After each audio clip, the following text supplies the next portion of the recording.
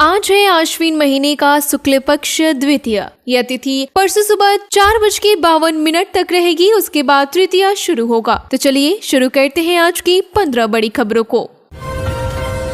H-1B visa फी में बढ़ोतरी। अमेरिकी राष्ट्रपति डोनाल्ड ट्रंप ने H-1 वीजा की फी $1 लाख यानी कि लगभग 88 लाख रुपए कर दी। ये नियम 21 सितंबर से लागू हुआ। व्हाइट हाउस ने साफ किया ये सिर्फ नए आवेदकों पर लागू होगा, पुराना वीजा धारकों पर इसका असर नहीं होगा। लेकिन भारतीय IT सेक्टर में डर का माहौल बन गया। कई लोगों ने अपनी विदेशी यात्राएं रोक दी। कई पारिवारिक कार्यक्रम जैसे शादियां भी रद्द करनी पड़ी। त्योहारों की तैयारियां प्रभावित हुई। दुर्गा पूजा, दिवाली और छठ जैसे उत्सव की योजनाएं बदल गई। इस फैसले से भारतीय प्रोफेशनल सबसे ज्यादा प्रभावित हुए।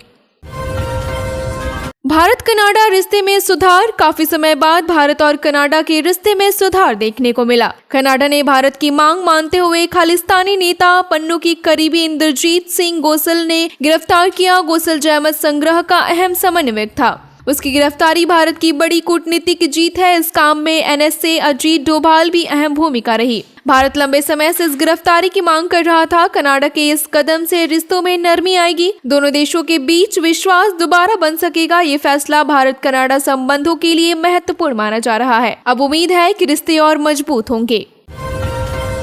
उपराष्ट्रपति की मोदी की तारीफ। उपराष्ट्रपति CP राधाकृष्णन ने प्रधानमंत्री नरेंद्र मोदी की जमकर तारीफ की। उन्होंने कहा कि मोदी असंभव को भी संभव कर सकते हैं। उन्होंने मोदी के अमेरिका, रूस और चीन के साथ रिश्तों का जिक्र किया। डोनाल्ड ट्रंप, पुतिन और शी जिनपिंग के साथ PM के अच्छे संबंध बताए। उन्होंने कहा कि मोदी के कारण भारत की छवि दुनिया में और मजबूत हुई। अमेरिका ने भारत के 50% टैरिफ लगाया था। इसके बावजूद ट्रंप ने मोदी को मित्र कहा। इससे मोदी की लोकप्रियता और स्पष्ट होती है। राधाकृष्णन ने कहा कि मोदी के प्रयासों से भारत की ताकत बढ़ी। उन्होंने इसे असाधारण उपलब्धि बताई।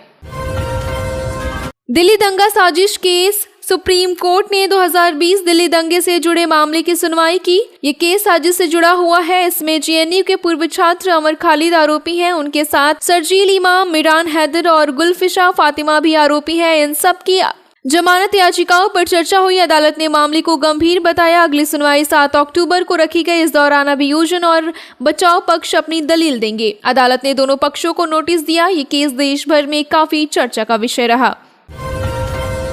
मोदी नामुमकिन को भी मुमकिन बना सकते हैं। उपराष्ट्रपति CP राधाकृष्णन ने कहा कि मोदी नामुमकिन को भी मुमकिन बना सकते हैं। उन्होंने बताया कि PM मोदी के दुनिया के बड़े नेताओं से अच्छे संबंध हैं। डोनाल्ड ट्रंप, पुतिन और शी जिनपिंग के साथ उनके रिश्तों का जिक्र किया। ये संबंध भारत की ताकत को बढ़ाता है। मोदी की कूटनीति ने भारत की छवि सुधारी। मोदी के नेतृत्व को मानते हैं। ये बात एक रिलीज कार्यक्रम में कही गई। उपराष्ट्रपति ने कहा कि मोदी के नेतृत्व से भारत को लाभ मिला। इससे देश का मान सम्मान बढ़ा।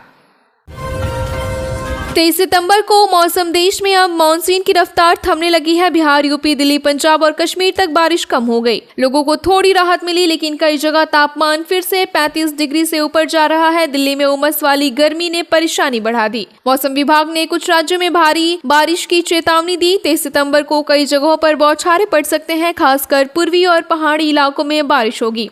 उत्तर भारत के कई हिस्सों में मौसम साफ रहेगा, लेकिन तापमान में उतार चढ़ाव बना रहेगा। केरल राज्यपाल की याचिका। सुप्रीम कोर्ट ने केरल के राज्यपाल राजेंद्र आर्लेकर की याचिका पर सुनवाई टाल दी। ये मामला विश्वविद्यालयों की कुलपतियों की नियुक्ति से जुड़ा है। राज्यपाल ने CM निप्राई विजन की समिति से हटाने की मांग की। कोर्ट ने कहा कि पहले जस्टिस सुधांशु धूलिया की रिपोर्ट का इंतजार किया जाएगा। अटॉर्नी जनरल R वेंकटरमणि ने बेंच के सामने याचिका रखी। उन्होंने तुरंत सुनवाई की मांग की थी, लेकिन जजों ने कहा कि रिपोर्ट आने के बाद ही फैसला होगा। राहुल गांधी का आरोप। राहुल गांधी ने प्रधानमंत्री मोदी पर बड़ा आरोप लगाया। उन्होंने कहा कि पंजाब के लिए घोषित 1600 करोड़ की राहत पैकेज बहुत कम है। ये बाढ़ पीड़ितों के साथ अन्याय है। राहुल ने केंद्र सरकार से बड़ा पैकेज देने की मांग की। उन्होंने कहा कि पंजाब को तुरंत सहायता की जरूरत है। लोगों का जीवन पूरी तरह प्रभावित हो गया और खेत और घर पानी में डूब गए। किसानों को भारी नुकसान हुआ। राहुल ने सरकार से संवेदनशील होने की अपील की। उन्होंने कहा कि ये पैकेज पंजाब की जनता का अपमान है। स्पेस सिक्योरिटी प्लान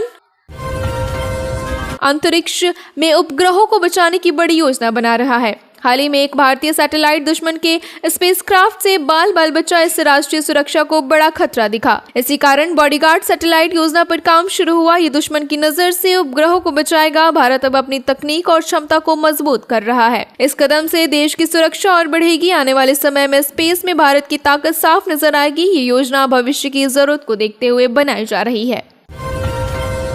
ट्रंप और H-1B वीजा विवाद। अमेरिकी राष्ट्रपति ट्रंप ने भारतीयों को वीजा झटका दिया। उन्होंने अपने समर्थकों के दबाव में ये कदम उठाया। अमेरिकियों की नौकरियां देने के लिए फैसला लिया गया। सबसे ज्यादा असर भारतीय पेशेवरों पर पड़ा। ट्रंप पहले मोदी को अपना दोस्त बताते रहे, लेकिन अब वीजा नीति कड़ी कर दी। इससे भारतीय IT सेक्टर चिंतित है। लंदन में भी नौकरियां और सुरक्षा की स्थिति बन गई। भारतीयों के भविष्य की चिंता सता रही है। ये मुद्दा भारत अमेरिका रिश्तों पर असर डाल सकता है। चागोस द्वीप और भारत ब्रिटेन ने मॉरिशस को चागोस सौंप दिया। भारत इस मामले में मॉरिशस की मदद ले रहा है। ये कदम हिंद महासागर में भारत की ताकत दिखाता है। भारत मॉरिशस को सर्वेक्षण भी सहयोग देगा। इस क्षेत्र में भारत की भूमिका और मजबूत होगी। बड़ी शक्तियों के बीच भारत सुरक्षा प्रदाता बनेगा।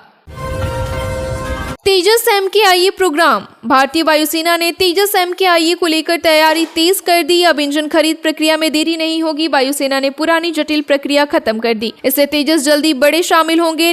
चीन और पाकिस्तान की चिंता बढ़ेगी। तेजस बेहद आधुनिक और खतरनाक विमान है। ये दुश्मन पर कहर बरपा सकता है। राजनाथ सिंह का बयान। रक्षा मंत्री राजनाथ सिंह ने बड़ा बयान दिया। उन्होंने कहा कि अमेरिका ने भारत पर 50% टैरिफ लगाया, लेकिन भारत ने कोई प्रतिक्रिया नहीं दी। राजनाथ ने कहा कि भारत का दिल बहुत बड़ा है। बड़े लोग हर बात पर तुरंत प्रतिक्रिया नहीं देते। उन्होंने ये बात मोरक्को में भारतीय समुदाय से कही। राजनाथ ने बताया कि ट्रंप प्रशासन ने ये टैरिफ लगाया था, फिर भी भारत ने शांत रहकर धैर्य दिखाया। लद्दाख में प्रोजेक्ट विजयक। लद्दाख दुनिया की सबसे कठिन इलाकों में से एक है। यहाँ 2010 में प्रोजेक्ट विजयक शुरू हुआ। ये बॉर्डर रोड ऑर्गेनाइजेशन का प्रोजेक्ट है। इसका मकसद दूरस्थ इलाकों को मुख्यधारा से जोड़ना है, साथ ही सेना की जरूरतों को पूरा करना। लद्दाख रणनीतिक रूप से बेहद अहम है। यहाँ चीन की नजर हमेशा बनी रहती है। प्रोजेक्ट विजयक भारत की मजबूती दिखाता है। एयर इंडिया हादसे पर सुप्रीम कोर्ट। अहमदाबाद में हुए एयर इंडिया हादसे की रिपोर्ट लीक हुई। इस लीक पर सुप्रीम कोर्ट ने चिंता जताई। रिपोर्ट से विदेशी मीडिया को पायलट पर आरोप लगाने का मौका मिला। हादसा 12 जून को हुआ था। विमान टेक ऑफ के कुछ मिनट बाद दुर्घटनाग्रस्त हो गया। इसमें जनहित याचिका दाखिल की गई थी। कोर्ट ने रिपोर्ट लीक को दुर्भाग्यपूर्ण बताया। याचिका में स्वतंत्र जांच एजेंसी से जांच की मांग की गई। कोर्ट ने सरकार से जवाब मांगा। ये मामला विमान सुरक्षा पर गंभीर सवाल खड़े करता है।